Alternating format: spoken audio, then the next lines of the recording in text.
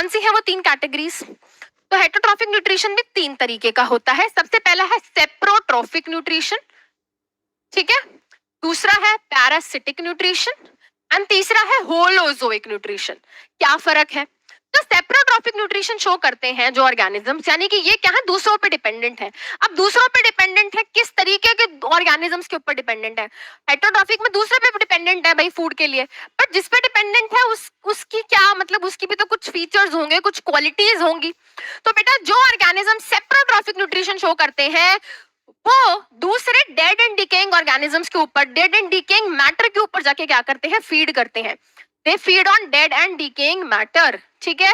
जैसे कि बेटा अगर मैं बात करूं, एक ब्रेड है, ब्रेड क्या कोई लिविंग चीज है? नहीं, डेड है। उसके ऊपर जाके ब्रेड मोल्ड ग्रो होने लगता है, उसके ऊपर जाके ब्रेड मोल्ड ग्रो होने लगता है।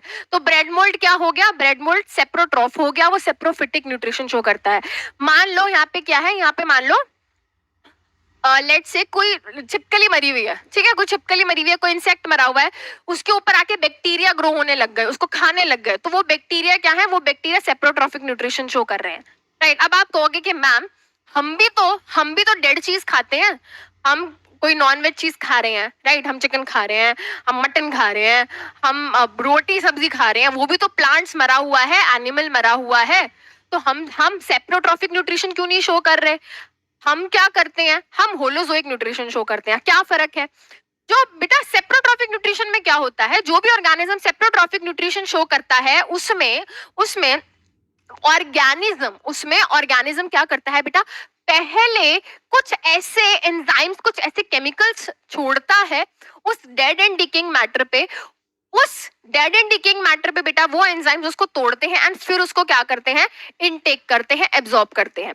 अगर मैं हमारी बात करूं, हम भी एक तरीके से देखा जाए, हम भी फूड को जब इनटेक करते हैं तो पहले हम खाते हैं और फिर उसको अपनी बॉडी के अंदर ले जाके तोड़ते हैं। इन दोनों में बहुत बड़ा डिफरेंस यही है बेटा। सेप्रोट्रॉफिक न्यूट्रिशन में क्या होता है, वो पहले तोड़ते हैं फिर बॉडी के अंदर लेके जाते हैं।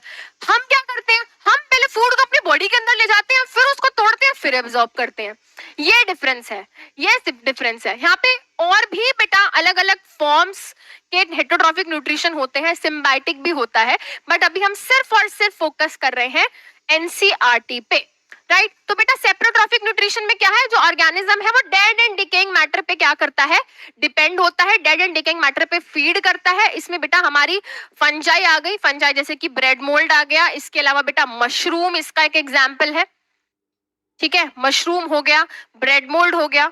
एंड यहाँ पे बहुत इंपॉर्टेंट पॉइंट, ये अपने फूड को बाहर एक्सटर्नली पहले तोड़ते हैं फिर एब्जॉर्ब करते हैं, ठीक है।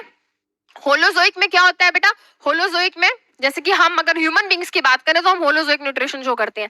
जितने भी एनिमल्स हैं, maximum type of animals holozoic nutrition show करते हैं, यानी कि वो पूरे के पूरे फूड को पहले अपनी बॉडी के अंदर इंजेस्ट कर लेते हैं, इन मतलब अंदर ले जाते हैं, पूरे के पूरे फूड को अपनी बॉडी के अंदर इंजेस्ट करते हैं, अपनी बॉडी के अंदर ले जाते हैं, अंदर ले जाने के बाद डिफरेंट डिफरेंट केमिकल्स की मदद से, एंजाइम्स की मदद से उस फूड को तोड़ते हैं, डाइजेस्ट करते हैं, डाइजेस्ट करने के बाद फिर उसको एब्जॉर्ब करते हैं।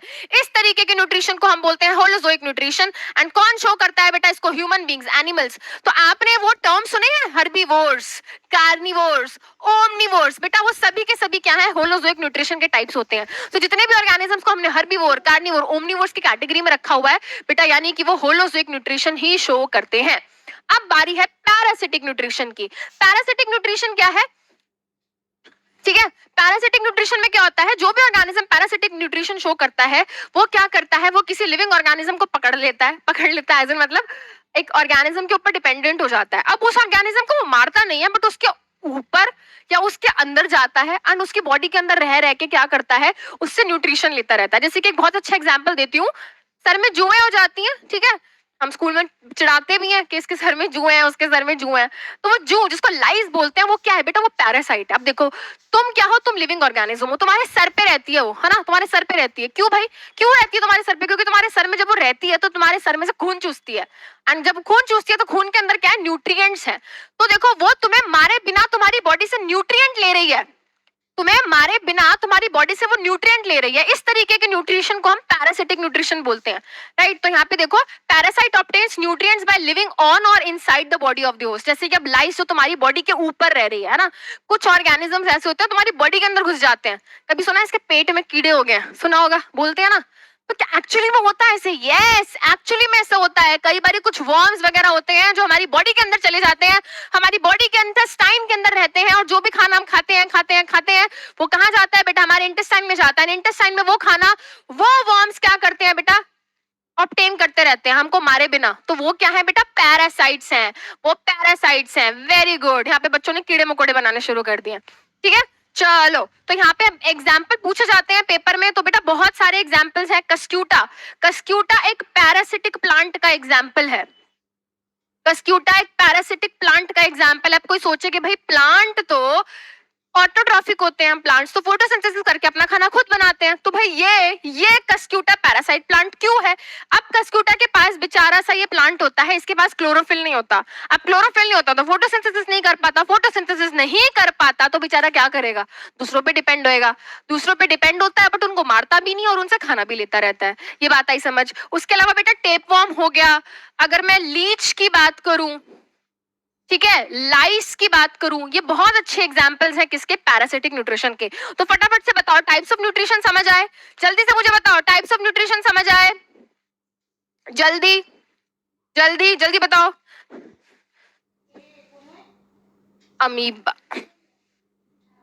बेटा, अमीबा हो गया, पैरामीशियम हो गया, ये भी क्या करते हैं? ये भी क्या करते हैं? होलोजोइक न्यूट्रिशन शो करते हैं। हाँ जी, चलिए चलो अब बेटा यहाँ पे सबसे पहले हम बात करेंगे किसकी? ऑटोट्रॉफिक न्यूट्रिशन इन प्लांट्स की, है ना।